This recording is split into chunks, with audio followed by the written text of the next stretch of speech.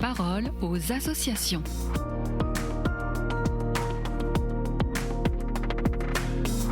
Bienvenue dans la parole aux associations. Aujourd'hui, c'est la dernière chronique de la saison pour la Société de Saint-Vincent-de-Paul.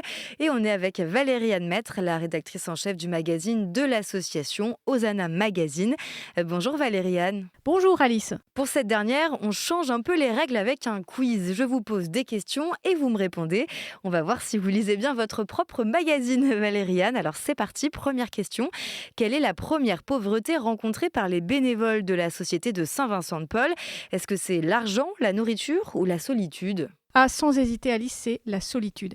C'est ce qui revient le plus souvent de la part de personnes âgées, de personnes qui sont dans la rue, de familles, parfois même très souvent de jeunes. Beaucoup nous disent simplement « je n'ai personne à qui parler ». On le voit notamment sur les réseaux sociaux.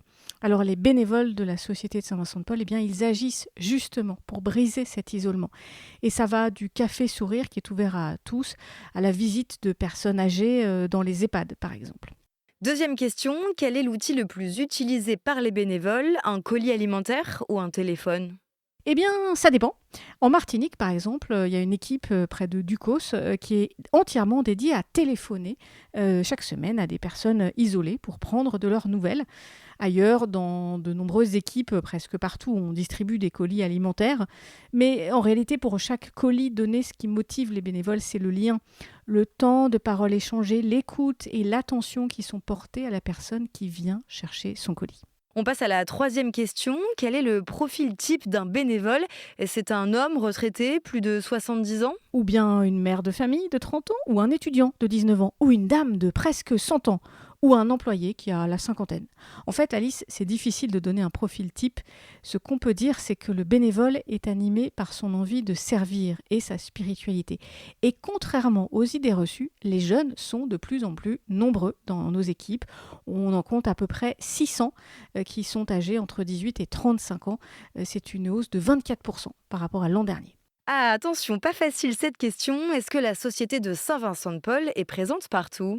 Eh bien oui Alice, alors précisons, partout, c'est où? Eh bien il y a des équipes locales, ces fameuses conférences, dans 96 départements français. Il y a des nouvelles équipes qui se créent tous les mois, sans cesse. Dernièrement à Mayotte par exemple, une deuxième équipe. L'association est présente aussi dans les grandes villes, mais aussi dans les zones rurales. Elle est présente en Outre-mer et en métropole. Mais en fait, c'est vraiment partout parce que c'est aussi en dehors de la France, et oui. La Société de Saint-Vincent-de-Paul est un réseau mondial de près de 150 pays. Songez que ça représente environ 1,5 million de membres dans le monde. Et enfin, dernière question, qu'est-ce que les bénévoles reçoivent en retour? Alors en clair, c'est est-ce qu'on paye les bénévoles, Alice? Eh bien non, en réalité, les bénévoles disent qu'ils reçoivent bien plus qu'ils ne donnent. Ils viennent pour aider et ils repartent avec des rencontres, des amitiés, des sourires, parfois, souvent même une autre vision de la vie. On parle souvent des fractures de la société, mais partout en France, il y a des milliers de bénévoles qui choisissent chaque jour de créer du lien, d'écouter, d'accompagner. Et tout ça, c'est vraiment très réjouissant. Et c'est un sans faute. Merci aux milliers de bénévoles qui écrivent chaque jour ces belles réponses sur le terrain. Et merci Valérie-Anne pour ces belles chroniques. On se retrouve la saison prochaine. Eh bien, avec plaisir. Bel été à vous, Alice, et bel été à tous les auditeurs. La parole aux associations.